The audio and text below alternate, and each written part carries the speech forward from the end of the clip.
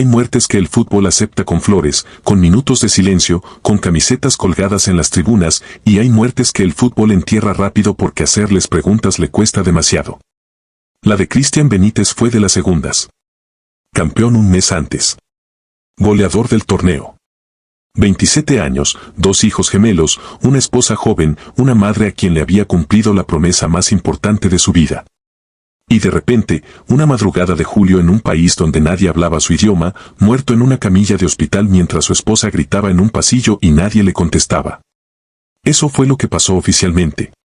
Pero 11 años después, el hijo que tenía 10 cuando bajaron a su papá de un avión en una caja de zinc, se sentó frente a una cámara. Respiró hondo y dijo lo que la familia había cargado en silencio durante toda una década. A mi papá lo mataron. No lo dijo llorando. No lo dijo temblando. Lo dijo con la voz quieta de alguien que lleva años practicando esa frase en su cabeza antes de poder pronunciarla en voz alta. Y cuando la dijo, el periodista que estaba frente a él tardó un segundo en reaccionar, porque hay frases que uno escucha y necesita un momento para entender que son reales.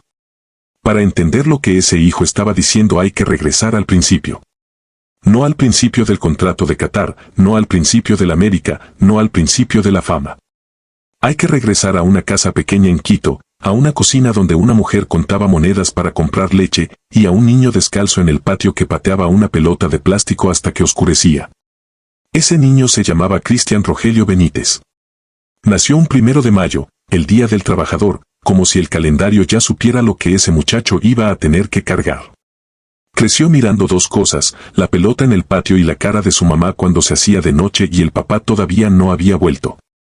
El papá era futbolista. Llegaba tarde, se iba temprano, se perdía los cumpleaños. Adentro de esa casa, el papá no era una presencia, era una silla vacía a la hora de la cena.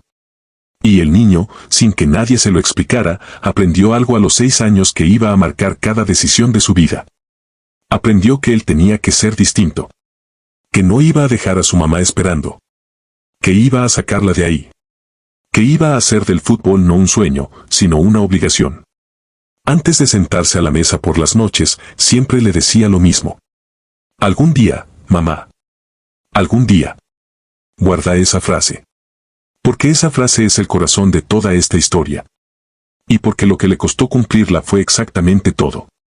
A los 14 años, Cristian dejó de ser un chamaco con una pelota de plástico.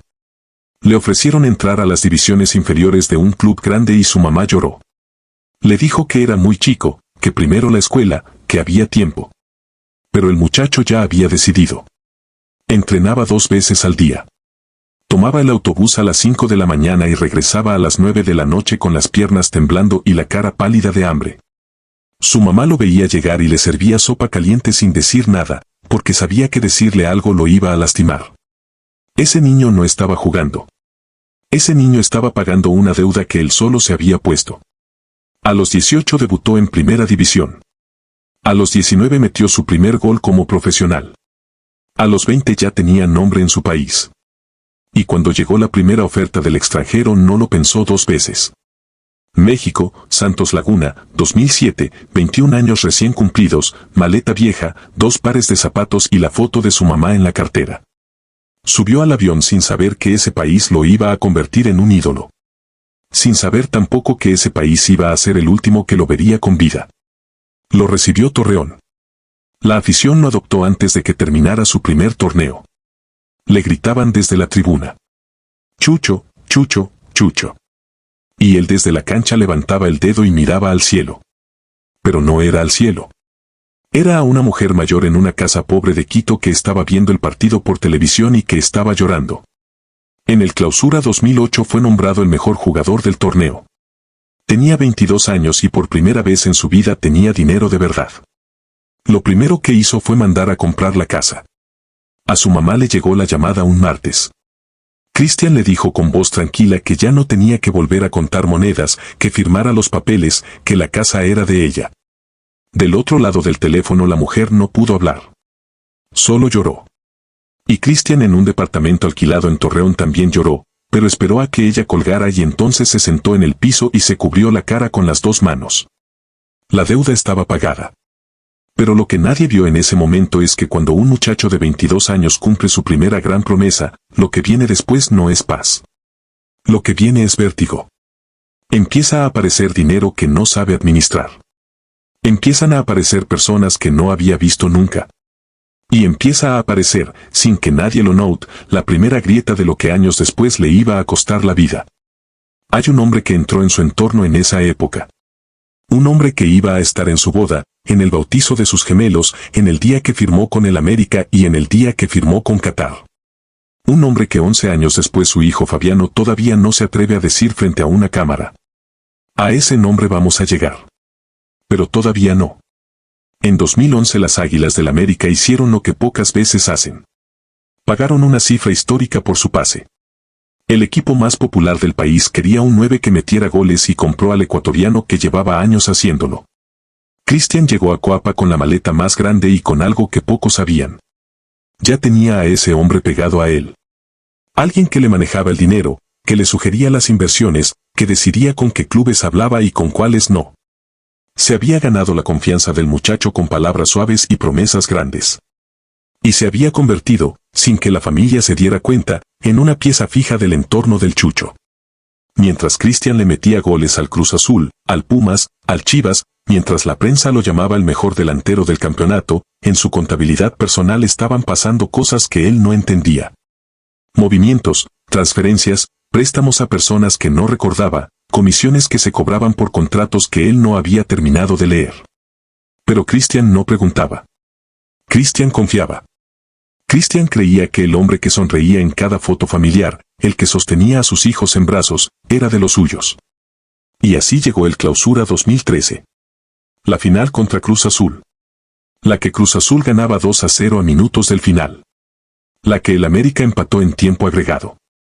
La que terminó en penales. La que el América levantó.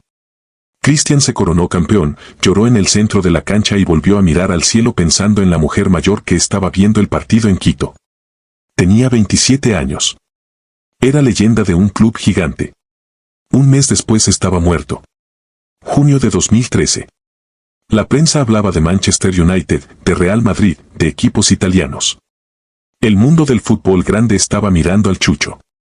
Y de pronto apareció otra oferta, más rápida, más cerrada, más urgente. Qatar. Un equipo que nadie en México ubicaba bien. 16 millones de dólares por el pase. Un sueldo que en México era impensable. La familia se quedó callada. Lizeth no estaba convencida. Quería Europa. Quería un país donde se hablara su idioma. Pero el hombre del entorno insistió durante semanas con las mismas frases. Chucho, en Europa te vas a sentar en la banca. En Qatar vas a ser el rey. Vas a poder retirarte joven. Cristian dudó. Habló con su mamá. Habló con su esposa. Y al final, después de noches enteras pensándolo, dijo que sí. Firmó el 6 de julio de 2013. 22 días después estaba muerto. Y aquí es donde la historia oficial se rompe en dos. Llegó a Doha el 8 de julio. Casa amueblada, cuerpo técnico, horarios de entrenamiento. Los compañeros cataríes lo veían correr y movían la cabeza con asombro. Era rápido, era fuerte, era un 9 de élite. Pero algo no cuadraba. Cristian le decía a Lizeth en privado que se sentía cansado, que el calor del Golfo Pérsico le pegaba diferente, que dormía mal, que se levantaba con una sensación rara en el pecho. Lizeth le pidió que fuera al médico del club. Cristian le dijo que era acostumbrarse, que ya iba a pasar. No pasó. 4 días antes de morir, Cristian se sentó al borde de la cama y le dijo a su esposa una frase que ella todavía recuerda con cada palabra. Lice, si me llega a pasar algo, cuida los papeles del banco. No firmes nada sin abogado. Lizeth se quedó helada. Le preguntó qué pasaba. Cristian le dijo que nada, que era por si acaso. Pero Lizeth en ese momento sintió que su esposo le estaba ocultando algo. Esa misma semana Cristian había llamado a México, había hablado con un amigo cercano, le había dicho que algo no estaba bien con el contrato, que había cláusulas que no entendía, que le habían firmado cosas a la carrera. Ese amigo años después dijo que el Chucho le había sonado distinto. Preocupado. Como si presintiera algo. Pero el amigo pensó que era el cambio de país. Pensó que ya iba a pasar. No pasó. El 28 de julio Cristian entró de cambio en los últimos minutos de un partido. Tocó pocas pelotas, corrió poco. Salió del campo sin quejarse. Esa noche cenó con Lisette, se acostó temprano, les dio el beso de las buenas noches a los gemelos y se durmió. A las 3 de la mañana del 29 de julio se despertó con un dolor en el estómago que lo dobló en la cama. Lisette prendió la luz, lo vio sudando, lo vio temblando. Llamó al club. Mandaron un coche. Subieron a Cristian y Lisette iba en el asiento de atrás con la cabeza de su esposo en el regazo, hablándole, diciéndole que aguantara. Cristian la miró desde abajo con los ojos llorosos y le dijo 5 palabras que ella no iba a olvidar nunca. Te encargo a mis hijos. Llegaron al hospital a las 4:30 de la mañana. Lisette bajó del coche pidiendo ayuda. Pero Lisette hablaba español. El personal hablaba árabe. La primera enfermera tomó datos, pidió papeles, pidió pasaportes, pidió la tarjeta del seguro. Cristian sentado en una silla de ruedas, doblado, gritando del dolor, esperó. Pasaron 15 minutos. Pasaron 20. A las 5 de la mañana hora de Doha sonó un teléfono en una casa de Quito. El suegro contestó medio dormido y escuchó la voz de su hija. Una voz que ningún padre quiere escuchar nunca. Papá, no lo atienden. No hay médico. No nos entienden. A las 6:15 Cristian convulsionó. Paro cardiorrespiratorio. Intentaron reanimarlo. No respondió. A las 6:30 un médico salió del cuarto, miró a Lisette y le dijo 3 palabras en inglés. Eisgan. Lisette se desmayó en el pasillo. Pero lo que pasó dentro de ese hospital esa madrugada no fue solo una tragedia médica mal atendida. Fue algo más. Y lo que fue ese algo más es lo que 11 años después no deja dormir al hijo. Lisette, mientras esperaba afuera del cuarto donde atendían a su esposo, notó algo que en ese momento no pudo procesar. Un hombre vestido de civil entró a la habitación. Habló 2 o 3 minutos con alguien adentro. Salió sin mirarla. Caminó por el pasillo y se fue. No era personal médico. No era familiar. No era nadie que Lisette pudiera identificar en ese momento. Lo registró sin entenderlo y lo guardó en algún lugar del fondo de la memoria, donde van las cosas que el dolor no deja ver con claridad. Lo recordó años después, ya de vuelta en Ecuador, cuando empezó a juntar todo. Porque hubo más cosas. Los exámenes médicos completos del hospital de Doha jamás llegaron a la familia. Jamás llegaron a Ecuador, jamás llegaron a México, jamás llegaron a los abogados de la viuda.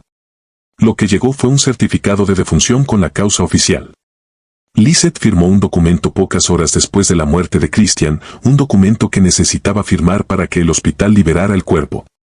Un funcionario le dijo que era rutina, que era para autorizar el traslado. Lo que Lisette firmó, según entendió años después, fue un descargo de responsabilidad que le bloqueaba el acceso a los archivos médicos completos. Por eso los reportes nunca llegaron. Por eso la causa de muerte quedó con 2 versiones que no se podían unir. La autopsia hecha en Doha dijo peritonitis aguda. La autopsia hecha en Ecuador 3 días después dijo anomalía coronaria congénita. 2 causas distintas, 2 versiones incompatibles. Y nadie pidió una tercera. Fabiano, el hijo, se hizo una pregunta que nadie había hecho en voz alta. Si su papá tenía una anomalía coronaria desde el nacimiento, ¿cómo es que pasó los exámenes médicos del traspaso a Qatar 2 semanas antes de morir? Porque los traspasos de $16 millones incluyen revisiones exhaustivas. Electrocardiogramas, pruebas de esfuerzo, análisis cardíacos completos. Cristian los pasó todos. Le dieron el visto bueno. Estaba sano. Si tenía una anomalía congénita, los exámenes la tendrían que haber detectado. No la detectaron. Y eso significa que o no la tenía, o los exámenes de Qatar tampoco se hicieron bien. Y si no la tenía, la pregunta que queda flotando en el aire es la que Fabiano lleva 11 años sin poder responder del todo. ¿Qué fue lo que realmente lo mató? Hay una grabación. Una grabación que ningún medio mexicano ha publicado. Que se hizo por accidente porque Lisette en su desesperación había dejado el teléfono encendido en altavoz mientras hablaba con su papá en Quito. El teléfono quedó grabando y registró fragmentos de lo que pasó en ese pasillo. En esa grabación hay 3 voces de hombres hablando en árabe. Hay una voz de hombre hablando en español, sin acento catarí. Y hay un sonido seco de una puerta que se cierra segundos antes del primer grito de los médicos pidiendo el carro de paro. Esa grabación está guardada por la familia. No se ha hecho pública. La razón es que la viuda teme por la seguridad de sus hijos si esa cinta sale a la luz sin respaldo legal. Pero existe. Y mientras exista, la versión oficial seguirá teniendo grietas que nadie puede tapar. Semanas después del entierro, Lizeth empezó a notar coches estacionados frente a su casa de Ciudad de México. Coches que no eran del barrio. Llamadas anónimas al teléfono fijo que cortaban cuando ella contestaba. Y un día llegó a su puerta un sobre sin remitente. Adentro, una hoja con 3 palabras escritas a máquina. Olvídese de todo. Lizeth llamó a su papá, empacó esa misma semana y se fue a Ecuador con los gemelos. Desde allá, ya con la mente más fría, empezó a revisar los papeles que había podido sacar de la casa de Doha y encontró algo que le heló la sangre. Un seguro de vida firmado días antes del traspaso, vinculado al contrato millonario, con beneficiarios que ella no reconocía. Nombres que no tenían relación familiar con Christian. Personas físicas que aparecían en el documento y que formaban parte del entorno cercano al jugador. El mismo entorno que había insistido en Qatar. El mismo que había acelerado la firma. El mismo hombre que había viajado a Doha con ellos, que había desaparecido del país pocas horas después de la muerte y que según información reconstruida por la familia era uno de los beneficiarios del seguro. Fabiano tiene 11 años juntando eso. Tiene 11 años leyendo autopsias, cruzando declaraciones, rastreando facturas, identificando nombres. Tiene 11 años con una certeza que todavía no puede convertir en denuncia pública porque sin proceso judicial decir un nombre completo significa exponer a su madre y a su hermano que entrena en las fuerzas básicas del América. Por eso Fabiano repite siempre la misma frase. Sé quién fue. Pero todavía no puedo decirlo. Todavía estoy juntando pruebas. Y mientras Fabiano junta pruebas, esa persona sigue libre. Sigue moviéndose en el ambiente del fútbol latinoamericano. Sigue cerca de jugadores jóvenes. Sigue cobrando comisiones. Sigue cenando con su familia los domingos. Sigue durmiendo en una cama caliente mientras Lizeth se despierta cada mañana con la imagen de su esposo mirándola desde abajo en el asiento de atrás de un coche y diciéndole 5 palabras que no se borran. Te encargo a mis hijos. 5 palabras de un hombre de 27 años que un mes antes había levantado una copa, que había prometido a su mamá sacarla de la pobreza, que había cumplido esa promesa y que en sus últimos minutos ya sabía, con la claridad brutal que da el dolor, que la traición había venido de adentro. Su hijo lo sabe. Su viuda lo sabe. Y algún día, cuando las pruebas estén completas y el nombre pueda decirse en voz alta sin que le cueste la seguridad a nadie, el fútbol va a tener que escucharlo. Hasta ese día, esta historia no está cerrada.